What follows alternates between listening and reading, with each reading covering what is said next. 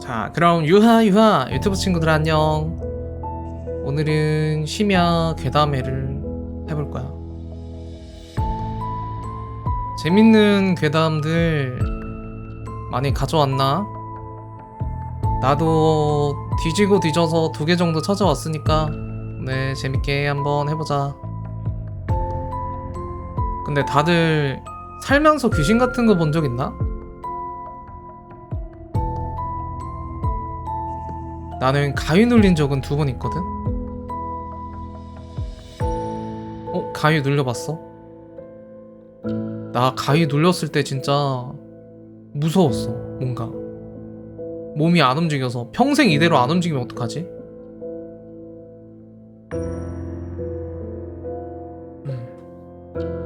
그리고 가위 눌리면은 어떤 곳을 못 보잖아. 그냥 보는 곳만 볼 수 있잖아. 지금 시야가 보이는 곳만.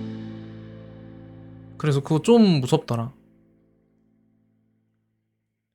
가위 눌렸을 때 애국가 부르면 풀린다고 했었나? 새끼 발가락 움직이면 풀린다고 했었나? 그게 딱 생각이 나더라. 귀신이 저랑 동생들 부르는 건 들었어요. 혼자 돌아가신 장소에 놀았는데 눈 절대로 안 떴는데요. 누구 보이면 무서울 것 같아요. 좀 눈 빡 떴는데 귀신 딱 보이는 건 어떡해? 옛날에는 그런 생각도 했었는데 남중 난고 다닐 때 여자 귀신이면 좋은 거 아닌가? 그런 생각도 했었는데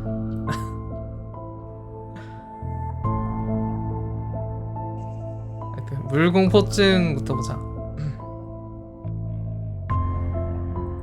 한번 보고 싶다.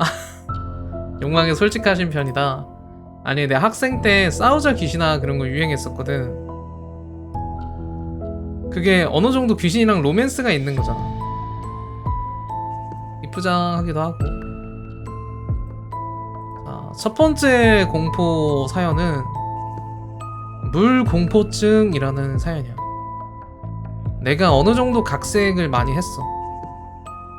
내가 각색도 많이 하고 그리고 많이 찾아보기도 하고 찾아본 것 중에 되게 재밌는 공포 괴담을 가지고 좀 각색을 많이 했어. 자, 한번 읽어볼까? 오늘의 이야기는 한 남자의 아주 개인적인 공포에 관한 얘기입니다. 누구나 어릴 때부터 이유 모를 불안감이나 공포를 가질 때가 있죠. 하지만 만약 그 공포의 원인이 당신이 가장 사랑하는 사람과 관련이 있다면 어떨까요? 주인공에게는 아주 어릴 때부터 끔찍하게 두려워하던 것이 있었습니다. 바로 물에 잠기는 거였죠. 헤엄을 칠 줄 알았음에도 불구하고 물에 잠기는 순간마다 같은 현상을 겪었기 때문입니다. 물속에서 수면을 올려다보면 늘 푸른 눈을 가진 여자가 빛나고 있었죠. 그녀는 늘 따뜻하게 미소 지으며 그에게 손을 뻗었습니다. 신기하게도 그 현상은 욕조에서도, 강가에서도, 수영장에서도 똑같이 일어났습니다. 어린 아이에게 무섭고 기이한 일이었지만 한편으로는 그녀의 손길이 굉장히 편안하게 느껴졌었죠. 마치 다 괜찮아 라고 말해주는 것 같았습니다. 그는 어린 시절 어머니에 대해 아버지에게 물어보았지만 아버지는 늘 답변을 피했습니다. 때로는 화를 내기도 하셨죠. 하지만 최근에 그가 물속에서 보는 여자 이야기를 꺼냈을 때 아버지는 크게 놀라셨습니다. 그는 무엇을 알고 있다는 것을 직감하고 다시 어머니에 대해 물었습니다. 아버지는 조심스럽게 어머니가 돌아가셨다는 사실과 자신과 같은 금발 푸른 눈을 가졌다는 것을 알려주셨죠. 자신의 수호천사 같던 여자가 혹시 어머니가 아닐까 생각한 그는 직접 조사를 시작했습니다. 출생 기록을 뒤지고 오래된 신문 기사를 찾아다녔죠. 그리고 마침내 마을 도서관에서 먼지가 쌓인 기사 하나를 발견하게 됩니다. 기사 제목은 마리 위디 저수지에서 익사체로 발견. 기사에는 28세 여성이 저수지에서 익사했으며 그녀가 6개월 전 살인 미수죄로 무죄 판결을 받은 뒤 보호시설에 있었다는 내용이 적혀 있었습니다. 그리고 이어진 충격적인 문장. 그녀의 남편인 다니엘 위디는 아내가 아이를 욕조에서 익사시키려는 것을 발견하고 신속하게 행동해 아이를 구해냈습니다. 바로 그 아이가. 그는 잠시 숨을 멈춰 쉬었습니다. 그가 그토록 두려워했던 물, 그리고 물속에서 늘 보았던 따뜻한 미소를 짓는 금발의 푸른 눈을 가진 여자. 그게 바로 어머니의 정체였던 거죠. 그는 어릴 적 욕조의 물에 빠져 죽을 뻔했다는 아버지의 말을 떠올렸습니다. 그리고 아버지를 구한 사람, 그리고 그를 구한 사람이 아버지라는 사실도요. 그는 이제야 모든 퍼즐 조각이 맞춰지는 것을 느꼈습니다. 그리고 그에게 손을 뻗었던 여자의 정체가, 어머니의 따뜻한 미소가 사실은 당신을 죽이려는 어머니의 얼굴이었다는 섬뜩한 진실을 깨달았습니다. 과연 그에게 손을 뻗었던 것은 구원의 손길이었을까요? 아니면 죽음의 손길이었을까요? 이 괴담은 어떤 내용인지 알았나? 알았으면 댓글 남겨주고. 이 괴담 되게 오싹하지 않아? 뭔가 나도 모르게 이런 게 트라우마가 있는 거야. 수영을 할 줄 알아도 물이 무서워. 사실은 어릴 때 어머니가 욕조에 익사를 시키려고 했던 괴담이었다.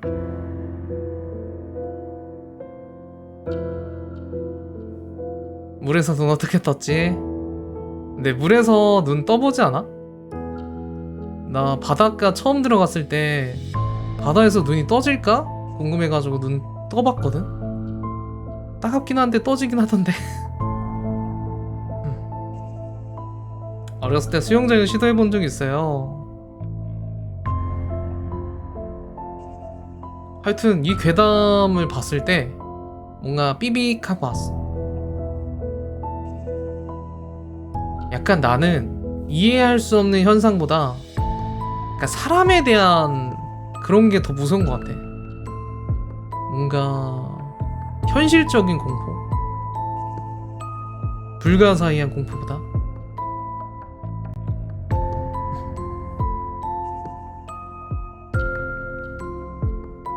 하여튼 이게 첫 번째 공포 사연이었다. 물공포증. 어릴 때 트라우마가 사실은 내 부모님이 나를 죽이려고 했던 거에서 온 트라우마였다.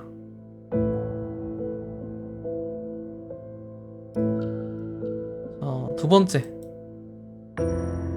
근데 첫 번째 사연은 어땠어?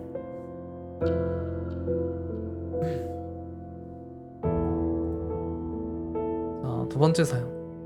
딱 좋았어? 딱 첫 축포로 그냥 좋았나? 적당한 공포가. 자, 두 번째 사연. 귀신을 부르는 법. 다들 귀신 부르는 법 아나?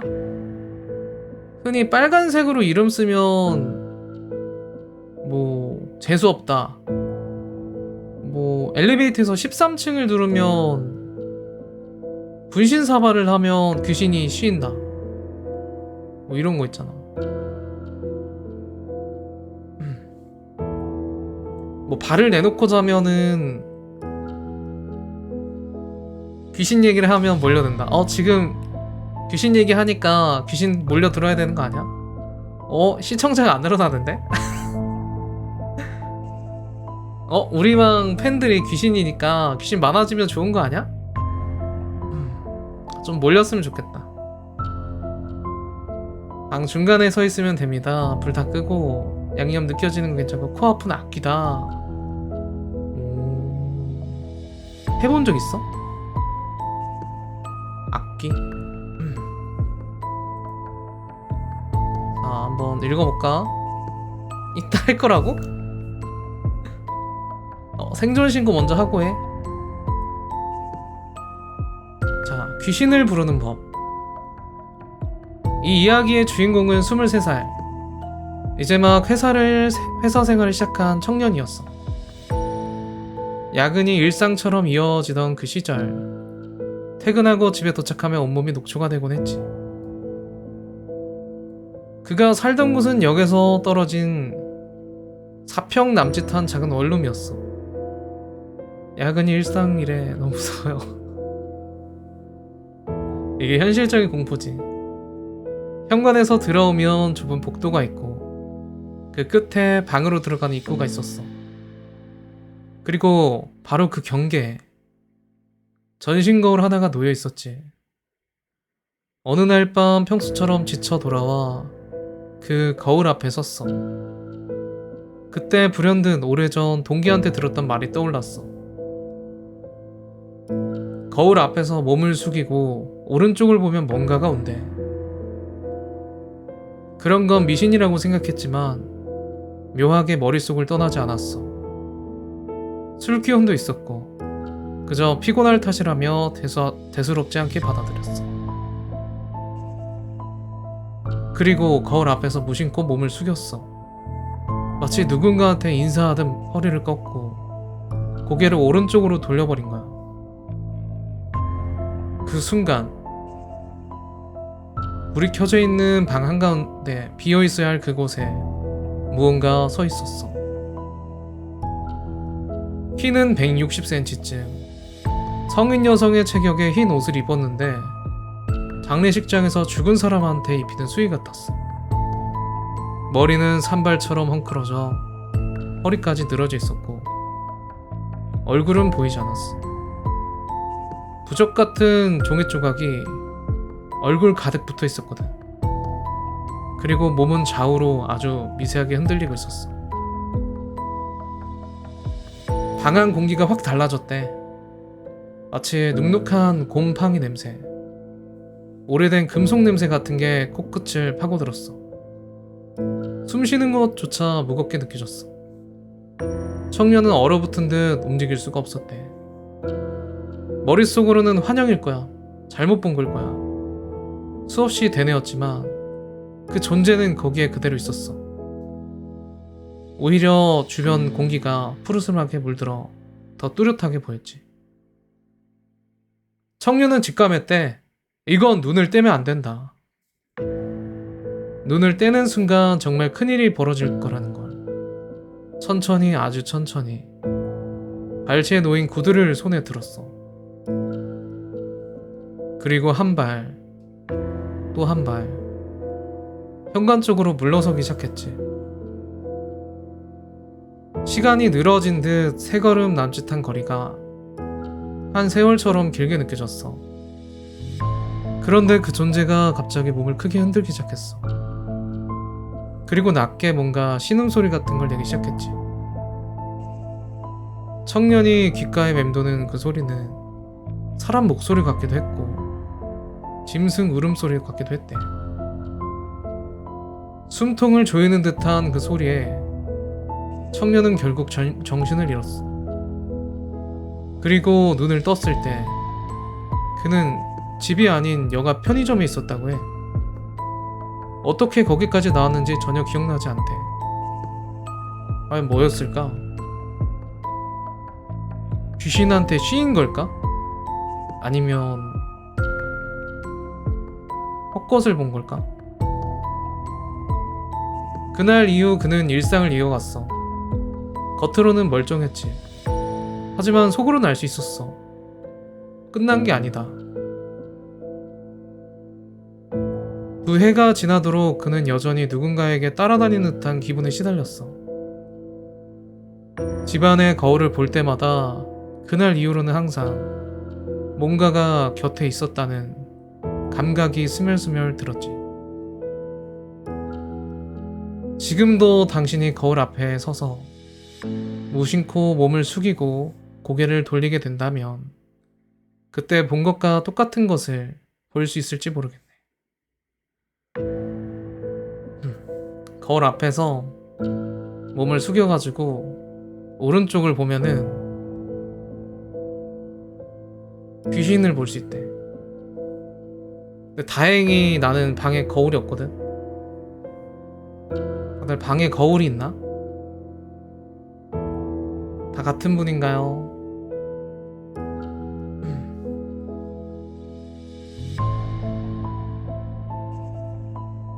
아, 전 사연이랑 같은 분이냐고? 아, 귀신이 다 같은 분이냐고? 약간 귀신은, 거울은 귀신이 그 통로 같은 느낌인 거지. 귀신이 드나드는 통로. 저 몸 숙이니까 검은 돼지 고양이 귀신들이 등에 타는데요. 그 귀신이 아니라 고양인데. 흔하게 그 방 위치에 따라서 귀문이라 그러잖아. 귀신의 통로에다가 뭔가 잠자는 곳이 있으면은 안 좋다고. 침대가 방 중앙에 있으면 안 좋다 그랬었나? 잠자는 곳에 모서리 있으면 안 좋다. 그리고 거울이나 인형 같은 건 함부로 주워오면 안 된다. 사고 물건은 함부로 들여오면 안 된다.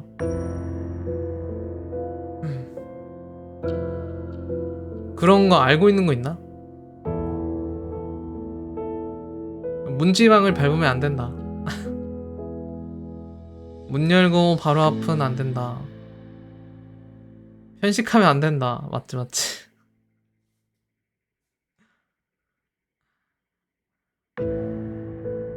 하여튼 이것도 되게 좋은 사연이다. 거울 앞에서 허리 숙이고 오른쪽 봤을 때 귀신 바퀴벌레? 바퀴벌레가 더 무섭지. 바퀴벌레가 가장 무서운 거는 소리만 들릴 때야. 뭔지 알아? 샤샤샥 불 끄고 자려고 누웠는데 뭔가 검은색 그림자가 샤샤샥 샤샤샥. 이게 제일 무섭지.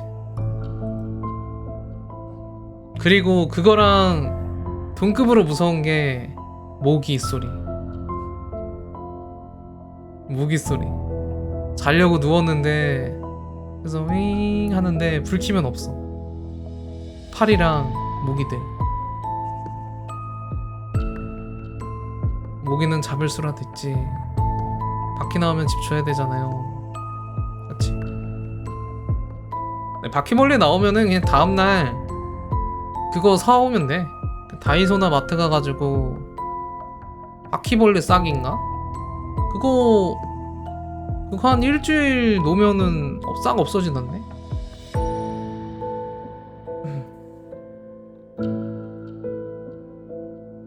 뭐 하여튼 자, 다음 괴담은 항아리.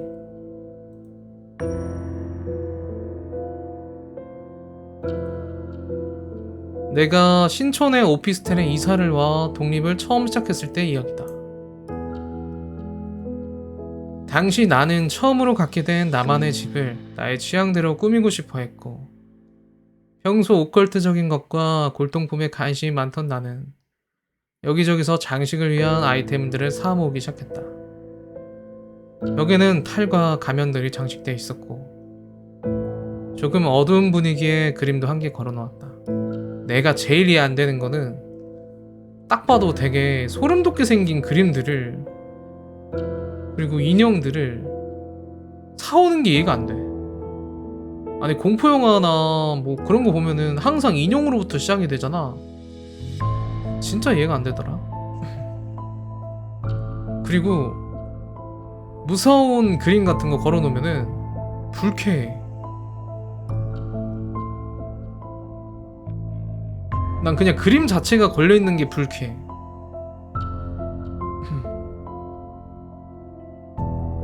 거울도 무서워. 나 그래서 방에 거울 안 들여놔. 그 얼굴 볼 수 있는 원형 거울밖에 없어. 흑설 팬아트도요? 그건 걸어놔야겠다. 네, 현물 없어. 현실에서 존재하지가 않아. 흑설 팬아트는 누가 현물로다가 주면은 감동이긴 하겠다. 현물로다가 그림 그린 거 주면. 하여튼 다시. 그리고 조금 부족한 것을 느꼈고 나는 어떤 골든폼 가게에서 기묘한 무늬의 항아리를 하나 구입하게 되었다. 그 항아리에 새겨진 무늬는 매우 독특했다. 마치 사람 같기도 하고 문자 같기도 했으며 단지 그저 곡섬의 이어짐 같이 보이기도 했다. 나는 그 항아리 가면들이 걸린 벽 앞에 두었다.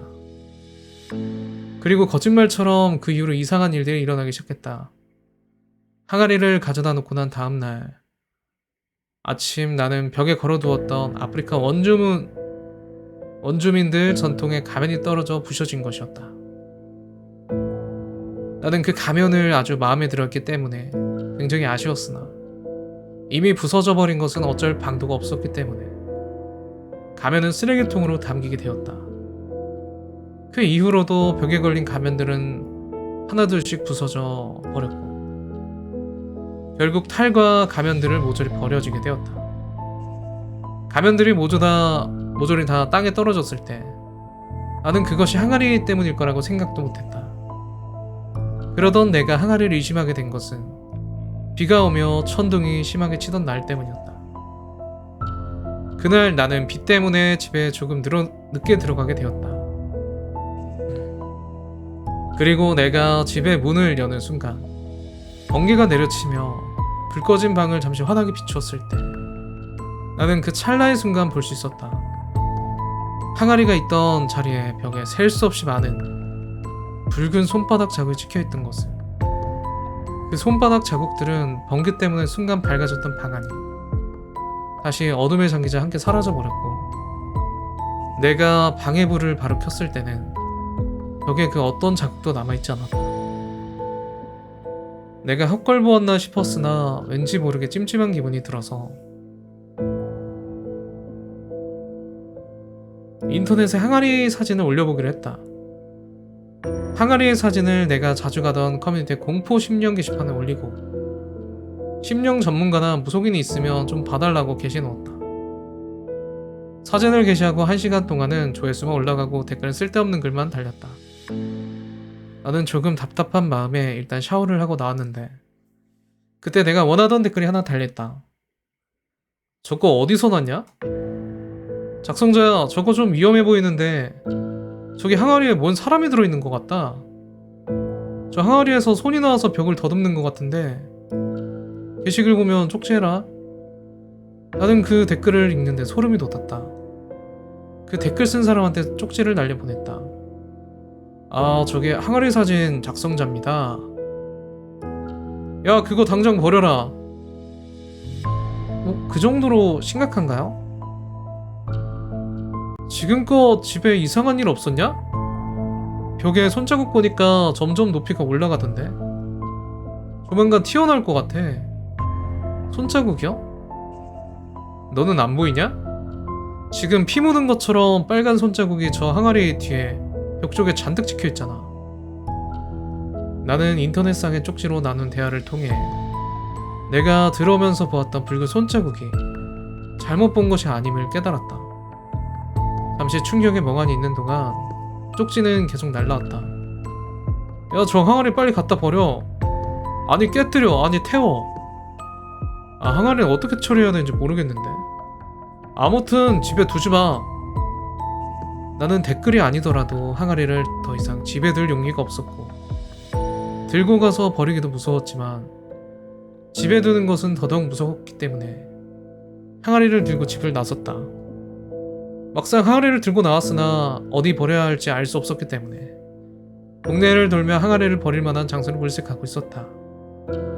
이빨이 점점 심해지고 결국 내가 아무래나 버려야 되겠다고 생각했을 때였다. 번쩍 우르르 쾅쾅. 소리도 없이 번개가 내리치며 순간 시야가 환하게 빛남과 동시에 하늘에서 나오는 붉은 손이 내 몸을 더듬으며 타고 올라오는 것이 느껴졌다. 헉. 너무 놀란 나는 항아리를 놓쳐 떨어뜨렸다.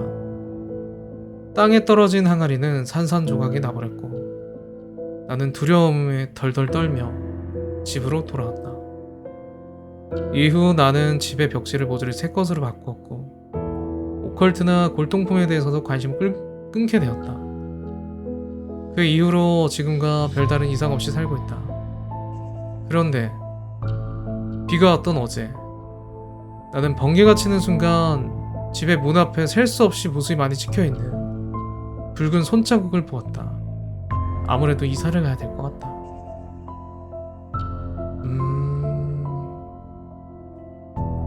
이번 사연 어떻게 봤나? 애초에 난 항아리를 들여다 놓은 것도 이해가 안 가. 이 사람 오컬트 매니아인가? 어떻게 항아리를 가져올 수 있어? 항아리에 뭐 담았을 줄 알고. 된장고추장이면 다행이긴 한데 항아리가 집 잘 찾아왔네. 버렸던 항아리가 쫓아온 건가? 근데 나는 사실 중고거래도 그래서 좀 찝찝하긴 해. 어떤 사연 있는 물건이 올 수도 모르잖아. 사고 물건일 수도 있잖아. 우리 할매도 맨날 뭐 주워온다.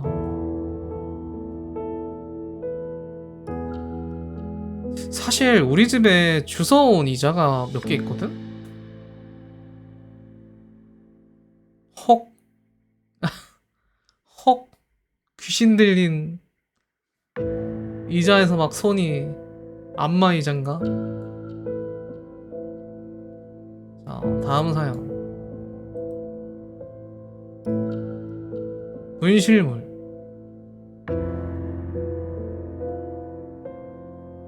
여름이 끝나갈 무렵 한 선배가 입원을 했다길래 병문안을 갔어. 뭔가 음침한 듯 병실에 항상 명랑하고 기운이 넘치든 선배답지 않게 아주 초췌한 모습을 하고 있지 뭐야. 무슨 일이냐고 다시 무슨 일이냐고 묻자 잠시 망설이듯 하던 선배가 힘겹게 입을 열었어. 나그네 써라.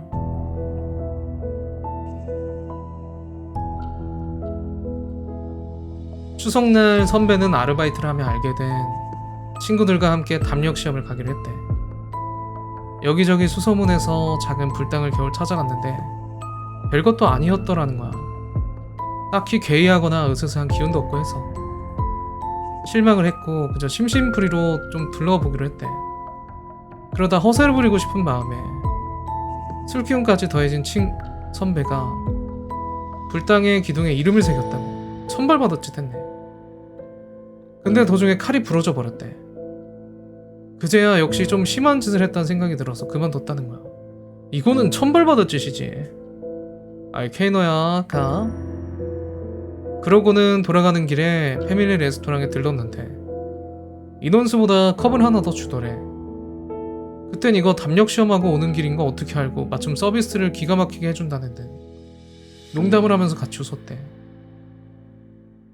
사실 한 명 더 붙어있다는 거 아니야? 귀신 한 명 붙어있는 거 아니야? 그런데 그 뒤로 선배의 주위에 묘한 기운이 감돌더라는 거지. 컵을 하나 더 주는 일은 비일비재해졌고 어느 날은 야 너 뒤에 있는 여잔 누구냐? 어?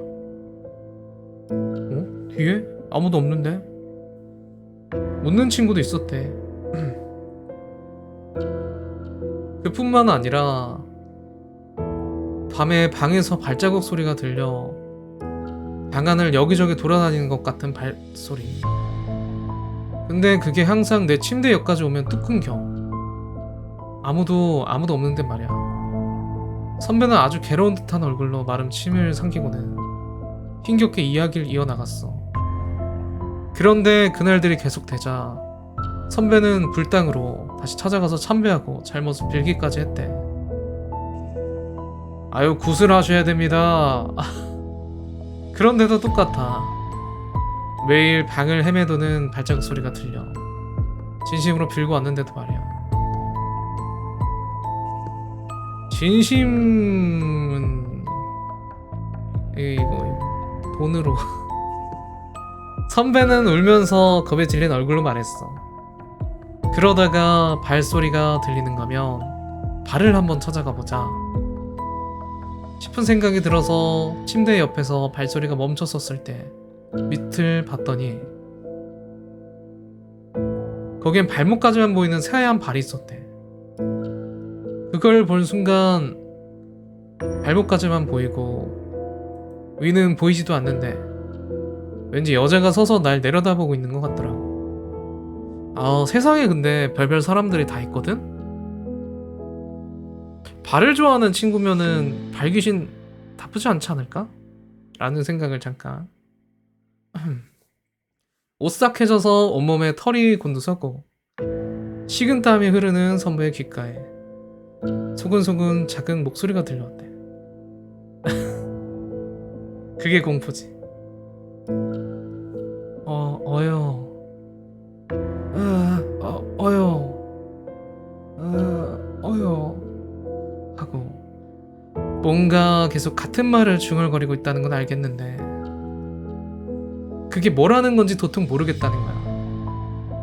왠지 울컥해버린 선배는 극한의 공포감을 떨쳐버리려고 소리를 질렀대. 아이, 뭐 어쩌라고. 뭐라는 건지 하나도 모르겠다. 귀신한테?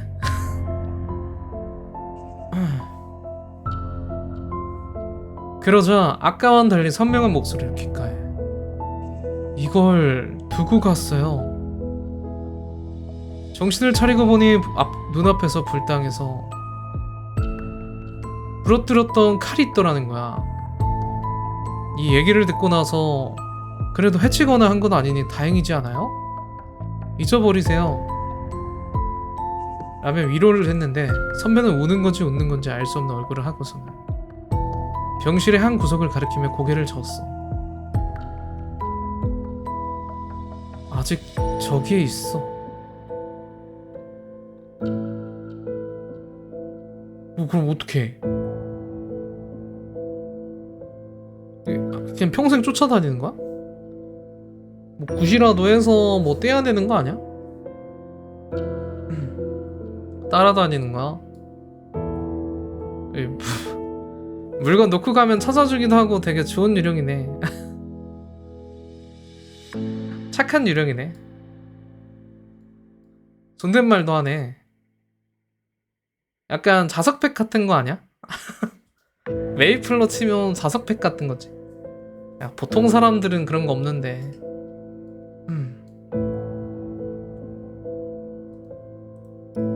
근데 진짜 천벌받을 짓을 했네.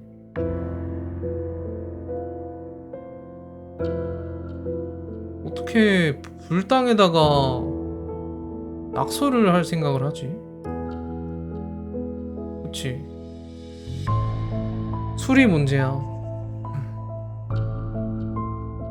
문제야 문제. 하여튼 이번 사연은 분실물이었고 다들 무섭나? 에코를 한번 켜볼까? 에코 키고 사연 읽으면 어떨까? 도전?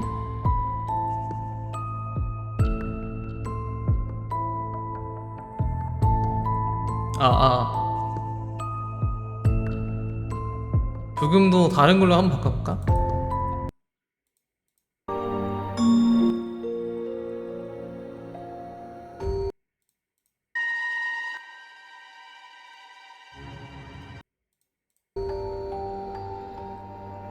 이거 좋다.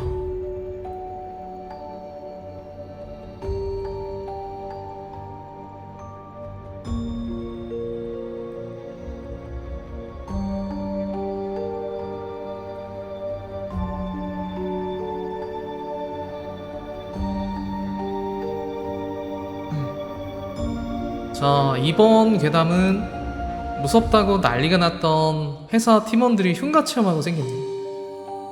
사실 나 학생 때도 애들 사이에서 흉가 다니는 게 유행을 했었거든.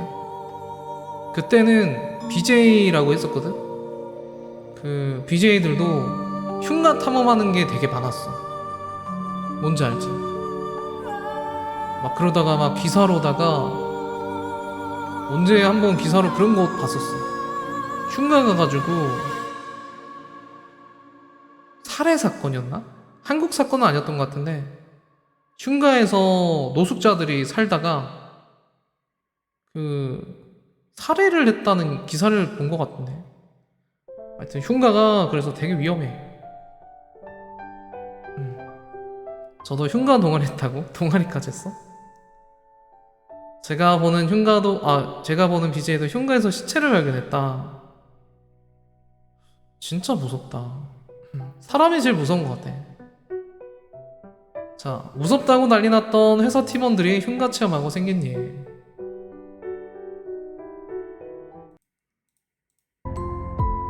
이게 선녀다. 이걸로 가자. 악기 털어놓을 데가 없어서 공포방에 써본다. 나는 22살 건축 디자인 계열에 취직해서 2년 일하고 지금 현지 회사로 옮겨와서 9년째 일하고 있는데 이 이야기는 22살에 다닌 회사에서 있었던 얘기야. 그리고 현재 진행형일지도 모르는 얘기야. 늦여름에 한가해져서 정말 일감이 없었을 때였어. 우리 팀 팀장님, 대리님 2명, 나 포함한 알바 3명, 총 6명이 워크숍 겸 2시간 거리를 사람 적은 해수욕장에 민박집을 잡고 놀러 갔는데 저녁을 먹고 난 후 술 마시고 잠자기엔 너무 이른 것 같아서 뭐 할까 산책할까 하다가 슈퍼 아줌마가 근처에 현지인이 자주 가는 귀신집으로 유명한 흉가가 있다는 거야. 들어가기만 하면 안 좋은 일이 있어서 철거도 못했다고. 미신이라고 생각해도 폐가는 위험하니까 그쪽으로는 가지 마라 하는 이야기를 듣고 너무 어리석게도 담력 훈련이라며 2명이 한 팀으로 손전등 하나씩만 들고 가서 흉가 내부에서 휴대폰으로 서로 사진을 찍어 오기로 했어. 읽기가 좀 힘드네. 그리고 처음 시작은 우리가 팀장님 솔선수범을 외쳐서 팀장님이랑 대리님 한 분이랑 먼저 가시기로 했는데 분명 민박에서 산 밑에 흉가까지 천천히 왕복해도 30분 거리가 안 되는데 40분이 지나도 안 오는 거야. 전화도 안 받으시고 그래서 남아있던 대리님이 본인이 가볼 테니까 우린 방에서 핸드폰 들고 기다리다가 15분 지나도 연락이 안 되면 119에 신고하라고 바로 오라고 하시고 2분을 데리러 가셨어. 사람이 불안해지니까 시간이 정말 안 가더라. 그렇게 알바 셋이서 핸드폰만 붙잡고 기다리는데 다행히도 전화가 왔고 곧이어 3분이 무사히 돌아오셨어. 여름이고 하니 땀 범벅이 되셔 돌아오셨는데 안심도 되고 겉보기엔 다친 데도 없어 보여서 우리가 막 팀장님한테 일부러 우리 무섭게 하려고 안 오신 거 아니냐고 너무하다 떠드는데 영 표정이 안 풀리시더라고. 그래서 무슨 일 있으셨던 거 아니죠? 괜찮으시죠? 이런 뉘앙스로 얘기를 했더니 별건 아니고 팀장님이 건물 안에서 문틀에 걸려 넘어져서 발목이 삐었다. 그래서 좀 늦었다. 신경 쓰지 말고 애들이 가긴 위험하니까 흉가 체험은 우리로 끝내자. 너무 긴장해서 피곤하다. 씻고 자자. 이런 식으로 나오셔가지고 그냥 많이 무서우셨나 보다 하고 팀장님이랑 대리님은 씻고 방으로 들어가셔서 알바들은 거실에서 과자 까먹으면서 맥주 한두 캔 더 하고 잠에 들었어. 그 후에 나는 공기업 쪽에 취직이 돼서 회사를 그만두고 그 후에도 다들 사이가 좋아서 연락도 꾸준히 하고 지냈는데 6년 전에 팀장님이 심장마비로 돌연사 하셨다고 연락이 왔어. 출근 전에 아침에 운동하러 나가셨는데 그대로 쓰러지셨더라고.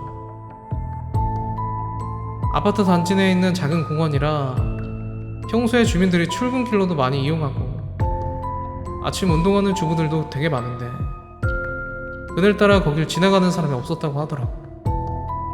사망 추정 시간이랑 발견된 시간이 2시간 정도 차이가 나서 말도 안 된다며 처음엔 자살이네 타살이네 소문도 많았다더라. 장례식장에서 간만에 팀원들 다 모였는데 당시 젊으신 중이었던 팀장님이 그렇게 돌아가시니까 그냥 조용히 가족분한테 인사만 드리고 서로 건강 잘 챙기자 하고 헤어졌지. 4년 전 겨울에 갑자기 처음에 팀장님과 같이 나간 대리님이 자살하셨다고 연락이 왔어. 평소에 성격도 되게 밝고 분위기 메이커 하시던 분이라 들었을 땐 거짓말인 줄 알았는데 그 후에 가정사부터 우울증까지 많이 힘드셨다고 하더라. 호상도 아니고 내가 다른 지역으로 발령나서 이사한 친구라 그땐 조의금만 보내고 한 달 정도 있다가 알바애들이랑 얘기해서 낙골당에 들리자고 했어. 그래서 낙골당에 가는 대로 다른 대리님까지 연락이 돼서 넷이 모이게 됐는데 낙골당 들렸다가 밥 먹으면서 소주나 한잔 하자 이래서 반주하던 중에 남자 알바생이 그러는 거야. 자기도 그 후에 반 친구들이랑 놀러 가서 그 흉가 같다고. 근데 거기서 나무 십자가 여러 개 부러뜨려 쌓아놓은 거랑 무슨 무당집에 있을 것 같은 오색천이 찢어진 조각들이랑 벽에 누가 빨간 스프레이로 이글 본 사람은 다 죽을 거라고 써놓은 걸 봤대. 원래 흉가나 빈집에 그렇게 장난치고 도망가는 사람들이 있으니까 별로 신경 안 썼는데 두 분 돌아가시고 나니까 너무 무섭다고. 그리고 그때 남자애들 4명이서 갔는데 거기 갔다 오고 나서 그중 한 명이 교통사고로 죽었다는 거야. 분위기가 갑자기 엄청 싸해져서 그냥 우연이다. 너가 불안하니까 자꾸 그런 생각하는 거다. 신경 쓰지 마라. 그렇게 다독거려 먼저 보내고 대리님이 다른 알바랑 나랑 커피 한 잔 더 하자고 하셔서 자리를 옮겼어. 그리고 말하는 거야.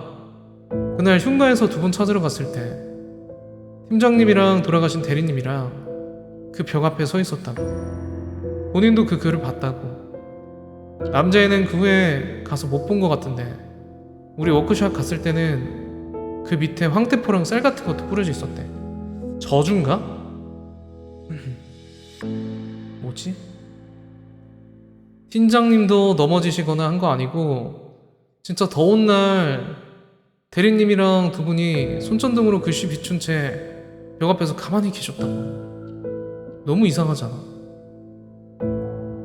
데리러 간 대리님이 크게 부르니까 그때서야 어? 하면서 정신 차리셨다고.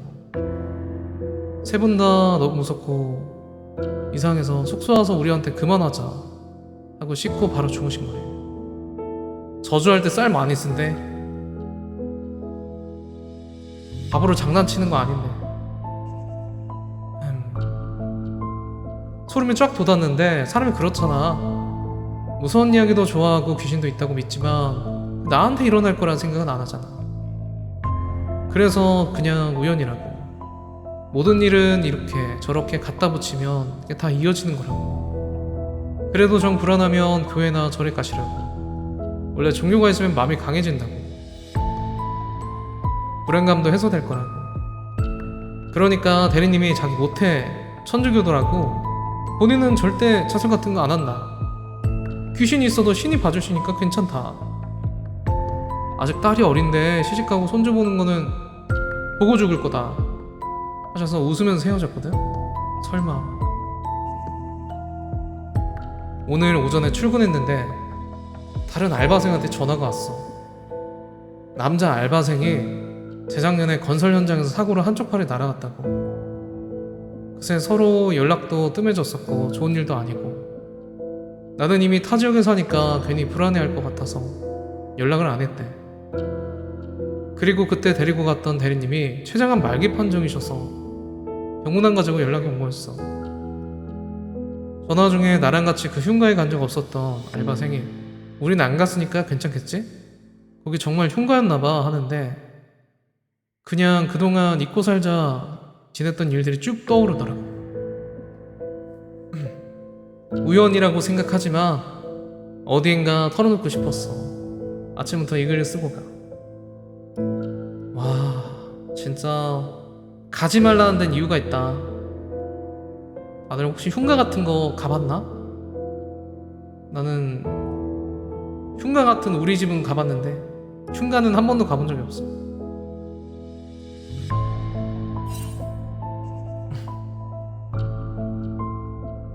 갔죠? 흉가 몇 번이나 갔어? 집에서 5분 걸음에 있다고? 아니 그냥 시골집 말고 그냥 방치된 시골집 말고 뭔가 으쓱한 그런 거 있잖아. 위험해 보이는 곳에 왜 가요? 근데 어렸을 때는 그런 거 되게 많이 가지 않아? 어렸을 때 친구가 정신병원 가자고 하더라고. 그 곤지암 정신병원인가 되게 유명했잖아. 지금은 쿠팡 물류센터로 바뀌었다고 하던데 지금 귀신들도 노동하는 거 아니야? 1급 받으려고? 하여튼 쿠팡 물류센터로 바뀌었다고 하는데 옛날에 친구가 같이 가자고 했었어. 정신병원. 죽어서도 노동. 그게 진짜 공포지.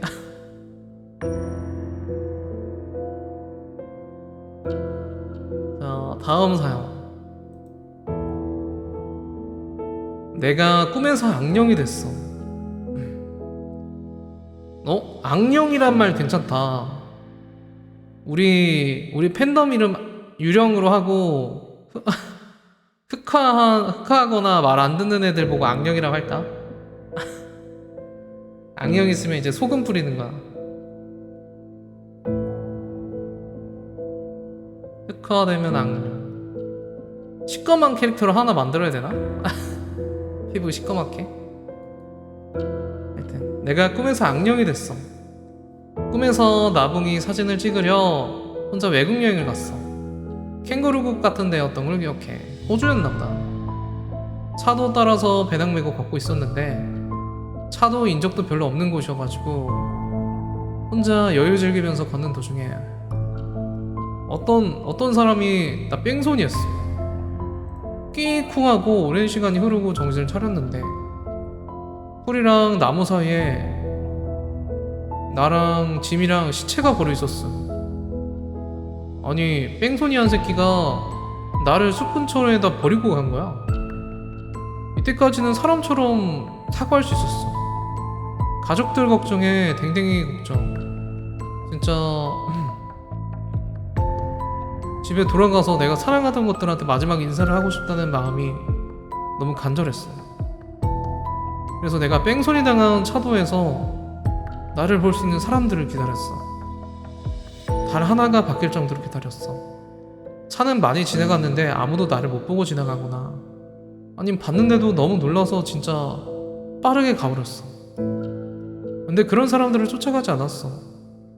이상하게 죽었는데 다른 사람의 생명에 피해를 끼치면 내가 돌이킬 수 없는 존재가 된다는 걸 직감하고 있었어. 그러다가 어떤 20살? 조금 직전의 남자가 날 봤어. 날 봤는데 덜덜 떨면서 못 본 척 천천히 운전하면서 지나가려고 하길래 냉큼 뒷좌석에 탑승했어. 남자는 공포심 맥스 상태로 저거 뭐야 없어지겠지? 잘못 본 거겠지? 이러는데 나는 꿋꿋이 따라갔어. 내가 이 귀신 상태에서 벗어나서 고향으로 돌아갈 수 있게 해줄 유일한 사람이었으니까. 결국 걔 집까지 따라가가지고 우두커니 있다가 걔 잠들 때 가위를 눌렸어. 나는 누구고 집에 가고 싶다. 이 말을 영어로 한국어로도 계속 말했는데 아니 이 녀석이 내 말이 진짜 인간이 못 알아듣는 그런 수준으로 나오는 거야. 진짜 답답해가지고 남자는 엄청 무서워하고 울고 그러길래 몇 번 시도하다가 꿈으로 말하는 건 포기했어. 그치만 날 보고 세상에 느낄 수 있는 사람은 얘밖에 없으니까 쉽게 떨어질 수가 없는 거야. 이제 의사소통만 제대로 해서 내 시체 추스리고 한국으로 보내면 나도 끝, 얘도 끝인데 계속 오랫동안 얘 주변을 맴동 한 반년? 이쯤 되니까 얘도 초반에만 가해 눌리고 내가 아무 짓도 안 하니까 그냥 내가 있든 없든 일상생활을 잘했어. 그래서 얘 옆에 계속 있었는데 얘 팔자가 진짜 험한 거야. 자잘한 사고 같은 게 계속 나는 애였어. 그리고 내가 쫓아다니면서 계속 케어해줬는데 그 후로 운빨이 진짜 좋아졌어. 내가 계속 애곤을 막아주니까 그 이후로 얘가 나를 신뢰하게 되긴 했는데 딱 애곤막이 인형처럼 취급해. 내가 있으니까 아우 편하다 이 느낌? 여기서 신기한 게 얘가 날 신뢰하면 할수록 나는 실제 세계에 간섭할 수 있는 힘이 커지는 거야. 예를 들면 폴터가이스트 같은 큰 현상이 가능해진다던가 그런 수준인데 여기서 문제는 여기서 발생해. 나는 얘가 이 정도로 도움받았으면은 뭐라도 도와줄 줄 알았어. 5년 정도 흘렀을 때 걔는 내 덕에 직장도 좋은 데 구하고 좋은 여자 만나서 결혼한 상태였어. 근데 나를 도울 생각이 1도 없어. 얘는 그냥 나를 좀 징그러운 행운의 부적 취급해. 심지어 내가 없으면 안 된다는 생각의 수준에 이르렀어. 어떻게 알았냐면 어느 날 내가 얘 자는데 옆에서 혼잣말을 했어. 야, 알아들었으면 집에 돌아가고 싶다는 말 계속 간간히 혼자서 되뇌는 상태였는데 어느 날 밤 얘가 이걸 알아들은 거야. 그래서 드디어 네 집이 어디냐고 물으면 나한테 그 희열을 아직도 잊을 수가 없어. 진짜 드디어 돌아가는구나 하는 생각에 눈물 펑펑 흘리고 싶었는데 이상하게 감정이 굳은 것처럼 눈물이 안 나. 죽음 이후로 내가 느끼고 표출할 수 있는 감정은 괴로움 뿐이었어. 하여튼 그때 나는 모든 걸 얘기했어. 내가 죽은 사관과 시체가 있는 거 그리고 바라는 건 모두 나는 이 정도로 널 도왔으니 내가 가족들한테 마지막 인사하는 걸 도와달라 얘기했는데 걔가 무슨 생각을 했냐면 너무 멀고 귀찮은데 그리고 내가 있는 건 너무 편한걸? 이런 생각한 게 느껴진 거야. 그래서 내가 살짝 삐쳤어. 그렇지만 언젠간 마음 바꾸겠지 하면서 평소처럼 걔와 새로 태어난 아기까지 가족을 모두 도우며 소호령처럼 5년 그렇게 더 지냈는데 어느 날 갑자기 머리 한 대 후들려 맞은 것처럼 뭔가 느꼈어. 고향에 있던 내가 사랑하던 가족이 죽은 걸 내가 느꼈어. 그 사람이 잘 떠났다는 것까지 알아차린 순간 나는 다시는 그 사랑하는 사람과 만날 수 없다는 걸 깨달았어. 나는 죽음 이후로 너무 오래 여기 머물러 있어서 바로 그 떠나버린 사람과 어쩌면 영원히 만날 수 없다는 생각이 들고 그때부터 미쳐버려서 내가 악령이 됐어. 그때부터는 괴로움 그런 거 못 느낌. 그냥 남자를 향한 증오밖에 없었어. 걔 때문에 내가 집에도 못 갔는데 이제 여기에 내가 남은 이유조차 사라진 거야. 나는 그저 아무것도 아닌 사랑받을 수 없는 존재가 되어버린 거야. 그 새끼 때문에. 그래서 내가 걔 아내를 죽였어. 꿈인데 진짜 세상에서 제일 재밌는 일로 느껴졌어. 아내를 사고 내서 사진을 다 꺾어서 죽게 만들었거든. 그리고 그 증오에 맞지 않는 새끼가 나한테 울면서 왜 막아주지 않았냐 소리치는 앞에서 깔깔 웃고 희죽희죽거렸어. 걔는 장난치느라나 바빠서 내가 처음으로 웃었다는 것도 눈치채지 못했지만 그때가 되니 내 힘이 정말 강해져서 걔한테 모습을 감출 수도 있었어. 나는 걔가 좋아하는 걸 다 없애버릴 생각에 너무너무 재밌어가지고 계속 희죽희죽 웃고 다녔어. 그리고 이 모습을 들키면 걔가 날 쫓아낼 조치를 취할까봐 웃는 동안 내 모습도 감췄어. 아내가 죽은 이후 모든 시간 걔가 날 못 봤다고 생각하면 돼. 다음 타겟은 걔 부모님. 아내를 죽이고 1년 후 또 걔 운을 조작해서 공짜 여행 티켓 2개를 부모님한테 선물하게 했어. 기뻐하는 걔 부모님을 따라가서 아버지는 실내 바베큐장에 그릴에 불을 키우고 나갈 수 있는 문을 모두 걸어 잠궈 고통스럽게 천천히 태워 죽였어. 걔네 어머니는 그동안 수영장에 있었는데 발목 붙잡고 빠뜨려가지고 익사시켰어. 진짜 이때는 소름 끼치지만 내가 너무 신나했어. 내 목 같은 죽음 이후 목적도 모두 사라졌고 의미 없는 존재인 나한테 유일한 낙 같은 거? 그런 거였어. 걔는 막연자실했어. 그리고 나를 엄청나게 찾았어. 그치만 내가 다시 나타날 리가 있나. 미칠 듯 괴로워하는 걔를 보며 존나 웃었지. 그리고 다음으로 내가 만든 죽음에 대해서 기뻐하고 있는데 걔 눈앞에 보일 리가 없지. 이제 걔 딸 차례였어. 그건 간단했어. 이웃집에서 키우는 큰 개를 살살 약 올려 걔 눈앞에서 걔가 딸의 목덜미에 물어 뜯게 했거든. 딸은 피를 분수처럼 뽑으며 그 앞에서 죽었어. 그때 내 감정이 너무 폭발적인 신남 상태라 나는 모습도 못 감추고 웅숭웅숭 뛰며 춤추며 걔 앞에서 자지러지게 웃었어. 이제 내 괴로움을 너도 알겠어? 이 생각이 다였는데 내가 말을 할 수 있는 존재가 아니었어. 걔는 이제 그 이후로 반쯤 미친, 아무 말도 안 하고 아무것도 안 하고 집에 그냥 틀어박혀서 가만히 있는 게 다였어. 나는 그 상태로 충분히 재밌고 기뻤는데 걔를 더 괴롭게 하지 못해서 좀 심심했던 거야.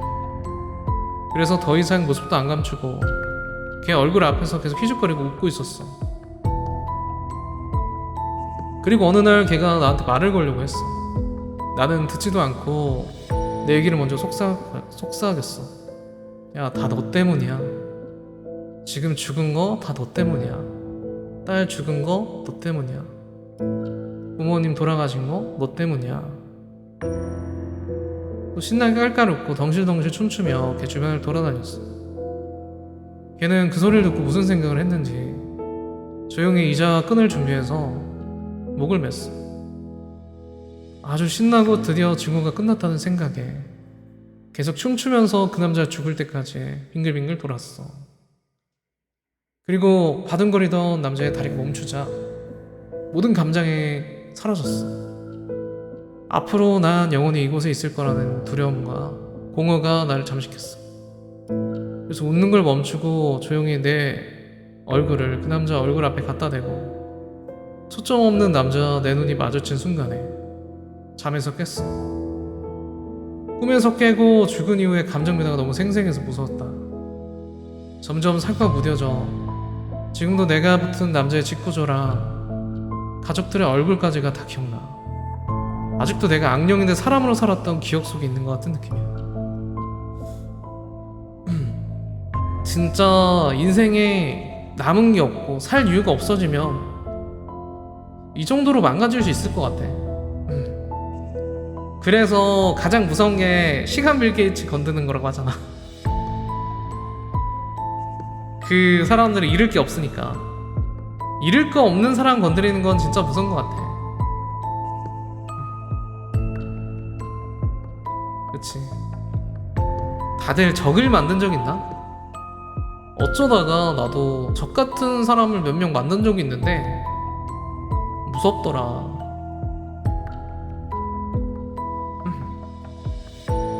하여튼 다들 나빠지면 어디까지 나빠질 수 있나?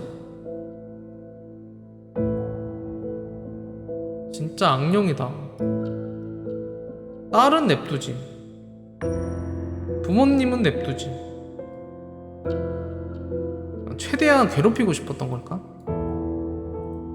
나빠지면요? 캬퇴?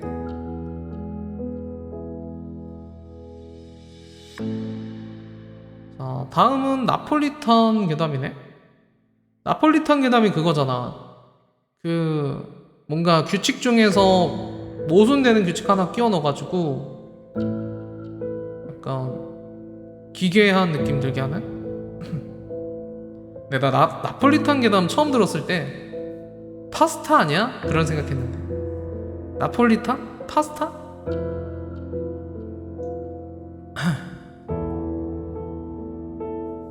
하여튼 한번 볼까? 나라면 4번을 믿는다, 14번을 믿는다. 나폴리탄 괴담. 저희 센슈얼 러브 모텔에서는 야간 근로 직원자들의 안전을 위한 행동 수칙을 제공합니다. 아래 내용을 절대 외부에 누설해서는 안 되며 이 항목들을 무시하거나 위반해서 발생하는 사고에 대해서 우리 모텔은 책임지지 않습니다. 자, 1번. 복도를 돌아다니거나 CCTV를 보거나 302호의 방문이 열려있는 것을 발견했다면 즉시 방문의 문을 잠가주시기 바랍니다. 302호? 이때 절대 방 안에 들어가거나 내부를 들여다보아서는 안되며 302호에는 열쇠가 없고 마스터키에도 안 맞기 때문에 방문 안쪽 손잡이에 잠금 장치를 누르고 닫아서 잠기도록 해주셔야 합니다.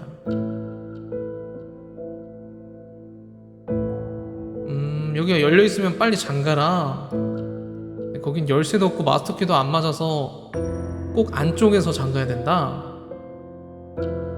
다시 말씀드리자면 302호는 열쇠가 없고 마스터키로도 열거나 잠글 수 없습니다. 따라서 그 방은 열 수도 없습니다. 약간 이해가 안 되는 그런 걸로 무섭게 하는 내용이구나. 자, 2번. 객실 전화로 2층 남자 화장실에 전구가 나갔다는 여성의 전화가 걸려온다면 절대 전구를 갈아 끼우러 가서는 안 됩니다. 2층 남자 화장실에 전구가 나갔다는 여자가? 여자가 왜 2층 남자 화장실 갈 일이 뭐가 있어? 딱 봐도 변태네. 우선은 바로 조치하겠다 대답한 후에 데스크 마이크로 모텔 전체 2층 화장실에 긴급 공사가 진행 중이니 다른 층을 이용해달라고 공지하십시오. 전구 갈아 끼는 거 가지고 뭐 2층 공지를 한다고? 방송을? 참고로 우리 모텔의 남자 화장실은 홀수층에 있습니다. 그럼 2층에 남자 화장실 없는 거 아니야? 여자 화장실 1층 짝수층에 있습니다. 그럼 그 손님이 그냥 잘못 들어간 거 아니야? 3번. 가끔 모텔에서 자살한 시체가 발견되는 경우가 있습니다. 이것은 다른 모텔도 겪는 일반적인 사건이니 일반 매뉴얼 수칙에 따르면 됩니다. 다만 목매단 여성의 시체 발밑에 근처에 디디고 올라갔을 이자나 발판이 전혀 보이지 않는다면 절대 시체에 접근하지 마시고 해당 객실은 이틀 동안 폐쇄하십시오. 그리고 이를 다른 근무자한테도 알리십시오. 근데 시체 주변으로는 가면 안 된다고 하긴 하더라. 애초에 냄새가 심해서 가까이 가지도 못해. 뭐야, 갑자기 4번 사라졌어.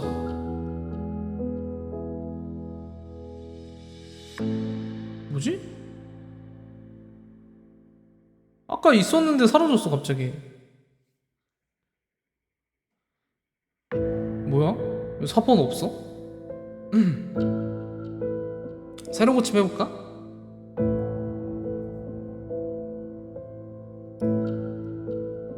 다시 나왔다.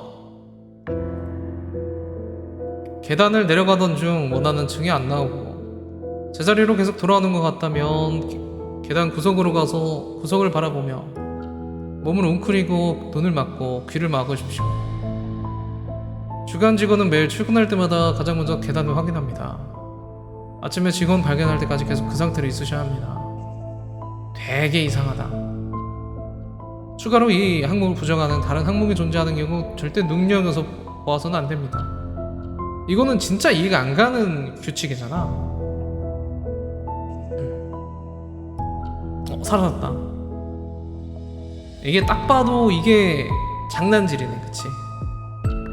규칙 중에 갑자기 뱀이 쉿거리는 소리가 들린다면 즉시 바닥에 납작 엎드리고 소리가 사라질 때까지 숨소리를 최대한 내지 마십시오. 엄폐물에 숨거나 방에 들어가지 않아도 되니 최대한 신속히 몸을 낮추십시오. 그리고 청소 직원을 불러 천장에 생긴 얼굴 제거하십시오. 병원에서 점액질의 자취가 발견된다면 즉시 화재 경보를 울려 직원과 이용객 전원을 대피시키십시오. 인원이 맞는지 체크하고 2시간 이상 지난 후에 다시 들어가시길 바랍니다. 이용객들에게 화장실에서 담배 핀 이용객 때문에 화재가 울렸다고 안내해 주시길 바랍니다. 만약 인원 체크 시 비는 인원이 있다면 2시간 후 들어갔을 때 점액이 발견되었던 층으로 미리 자취가 이어지는 방으로 들어가시면 됩니다. 미라처럼 메마른 사람이 정신을 잃은 채로 발견될 것입니다. 비는 인원에 있는 층에 메마른 사람이 정신 잃은 채로 발견될 거다고. 7번 본인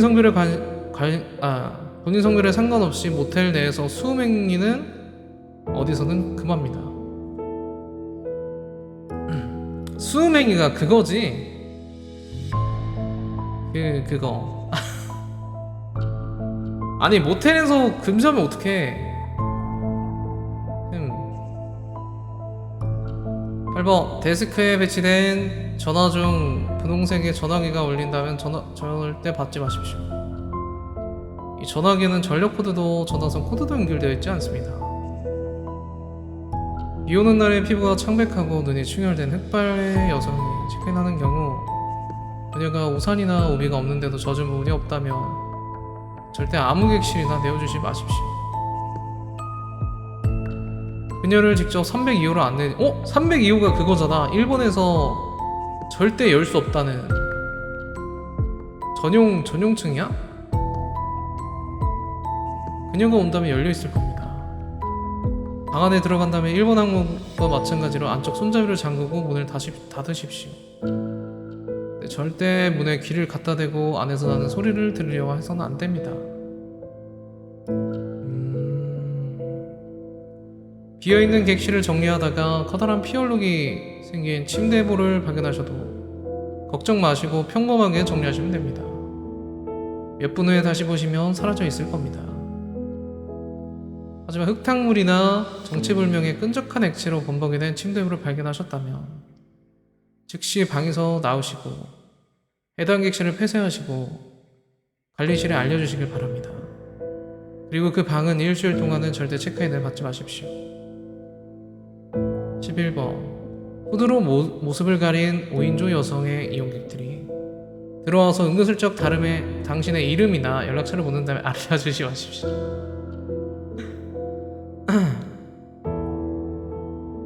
당신이 성실하게 명찰을 착용하고 있다면 이름을 말해줄 필요는 없고 직원의 연락처나 주소지는 개인정보입니다. 아니 이건 말해줘도 되잖아.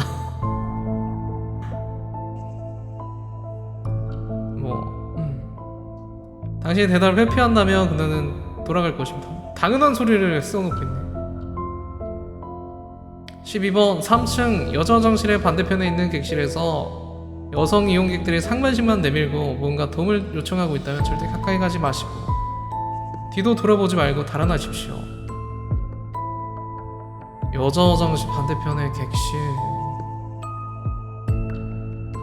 해당 위치는 모텔 구조상 평범한 벽이며 그 너머에는 외공에 부적을 붙여놨을 뿐인 아무것도 없는 허공입니다. 여자 화장실은 1층과 짝수층에만 있다는 건 말씀드립니다.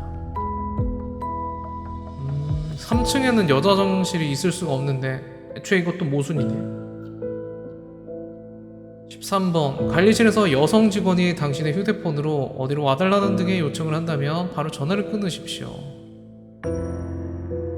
관리실은 어떠한 경우에도 당신 휴대폰에 직접 전화를 걸지 않을 것이며 관리실에선 여성 직원을 고용하지 않습니다.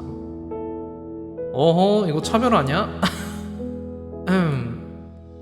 이 매뉴얼에서 4번 항목은 존재하지 않습니다. 4번 항목에 어떤 내용이 적혀있든 무조건 그 내용에 반대로 행동하십시오. 절대 4번 항목을 따라서 안됩니다. 아니 존재하지 않고 어떤 거 적혀있든 반대로 행동하라고. 이거는 뭐가 적혀있다는 거를 염두에 두고 한 말인데 이거 자체가 모순된다. 절대 4번 행목을 따라서 하지 마십시오. 4번이 뭐더라?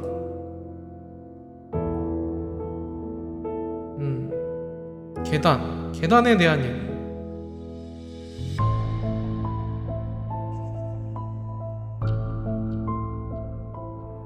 (15번) 잠깐만 15번? 14번까지 있는 거 아니었어? CCTV에서 어떤 여성이 객실에서 피를 흘리며 쓰러지는 장면을 보더라도 구하러 들어가거나 구급차를 부르지 마시고 해당 구역 CCTV를 오프 상태로 바꾸십시오. 다른 모텔도 그렇듯 우리 모텔에는 객실 내부를 찍고 있는 CCTV는 없습니다. 이것도 애초에 모순되는 나폴리탄 괴담 자체가 이런 모순되는 그런 게 맞나? 근데 난 나폴리탄은 하나도 무섭진 않아. 다들 어떤가? 이게 왜 무서워?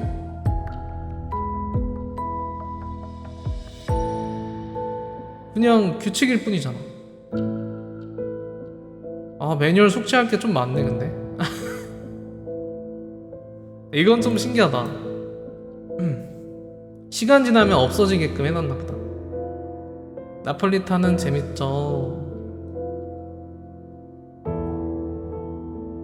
하여튼 나폴리탄도 인기가 진짜 많은 걸로 알거든.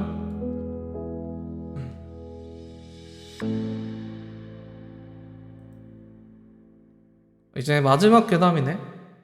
그치.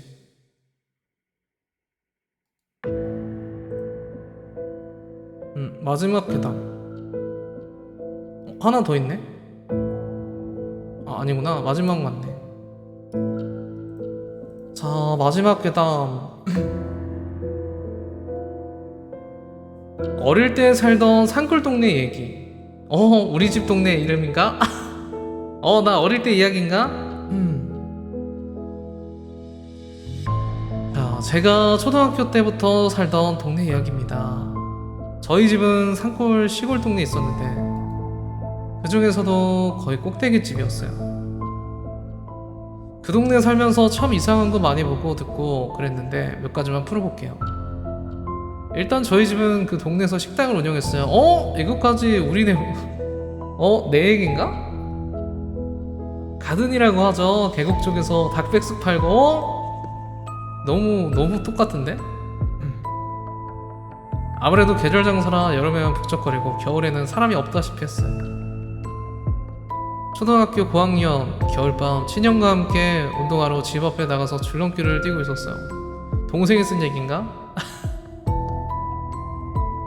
시골이기도 하고 그 중에서 워낙 외진 곳이라 가로등도 거의 없어서 근방에서 유일하게 있는 가로등 밑에서 운동하곤 했었어요. 이거 진짜 우리 얘긴가? 우리 동네 얘긴가? 근데 어디서 사람들이 수근거리는 소리가 들리더라고요. 한 남자 3명, 여자 3명 정도? 형이랑 가만히 있다가 이게 어디서 나는 건지 싶은 생각이 들었어요.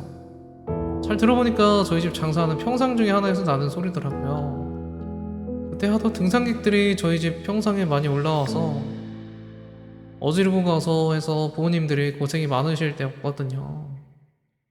형이랑 저는 저 사람들한테 여기 있으면 안 된다고 말하려고 평상 쪽으로 다가갔어요. 가다 보니까 손을 쫙 휘치는 거예요. 아까 시골이라 가로등이 거의 없다고 했잖아요. 가까이서 보니까 진짜 한치 분간도 안 될 정도로 어둡더라고요. 나무 사이에 가려져가지고. 게다가 그 평상은 아빠가 외부인들 못 앉게 하려고 입구에 철조망을 둘러놓은 상태였거든요. 밝은 낮에도 들어갈 수 없는 곳에 11시가 넘은 밤에 사람이 들어갔다. 뭔가 이상하다 싶어서 다시 멀어지려고 하는데 그 사람들이 얘기하는 게 들렸어요. 아주 또박또박이요.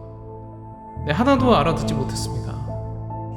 바로 앞에서 말하듯 한 글자 한 글자 아주 또박또박 들리는데 말이 대충 이랬거든요. 다 왔구누 바나리들 가리우 다 왔네 바나리들 가리우 우리가 봐드릴나? 우리가 누구 왔다. 우리가 들리나봐. 누구 왔다. 거꾸로 말한 거구나. 흔히 귀신은 거꾸로 말한다고 하잖아. 뭔가 했는데 거꾸로 말한 거네. 우리가 들리나봐. 누구 왔다. 한국어의 억양과 발음을 가졌지만 그건 말이 아니었어요. 형한테 얼른 들어가자고 말하고 집에 들어와서 형한테 대체 저게 뭘까 하고 물어봤는데 형이 그랬어요. 야, 난 아무것도 못 들었어. 알고 보니 저만 그 소리를 듣고 있었고 형은 제가 뭐 그냥 들린다고 하니까 같이 갔던 거래요. 그 뒤로는 그 평상 근처에 얼씬도 안 했습니다. 두 번째로는 그 동네 살 때 듣던 소리가 있었어요. 야호 하는 소리였는데 사실 별로 특이한 소리는 아니었죠. 산속에서 야호는 어디서나 들리는 소리니까요. 근데 그 소리는 좀 특이했어요. 일단 목소리가 남자도 여자도 아니었어요. 애도 어른도 아니었고요. 야호와 야호 텀 사이가 한 10초 정도였는데 한 번 들리기 시작하면 짧게는 30분, 길게는 7시간, 8시간 들렸어요. 사람 목소리라기엔 매가리가 없어서 이해했고요.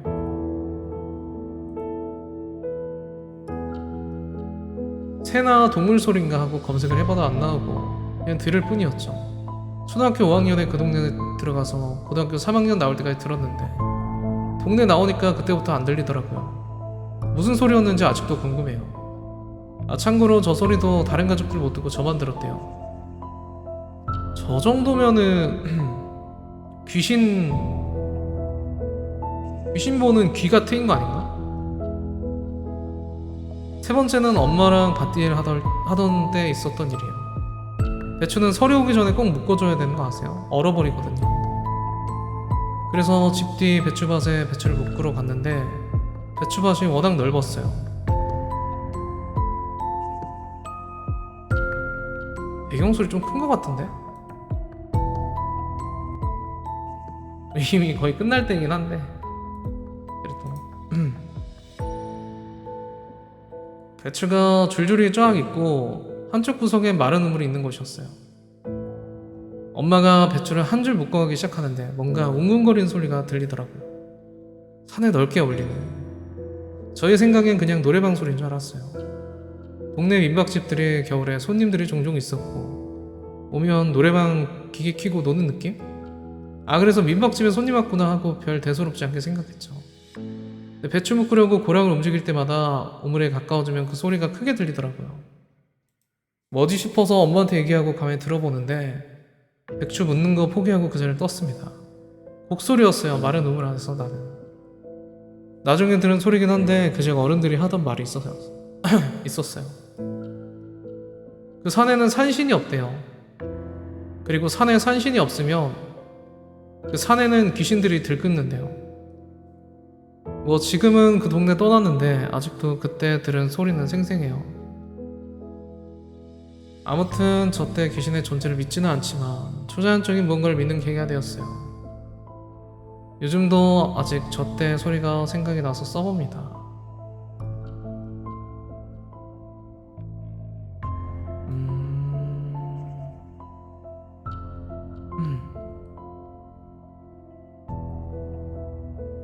네, 산골 동네 얘기랑 공감이 많이 가네.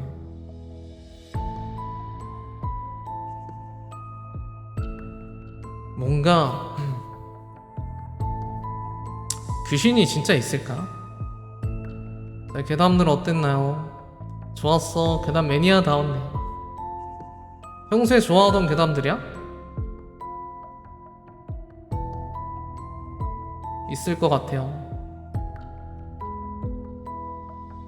근데 뭔가 한국 귀신들은 수호령이 많잖아. 그치? 그래서 우리가 조상님도 모시고 하는 게 그 이유잖아. 수호령.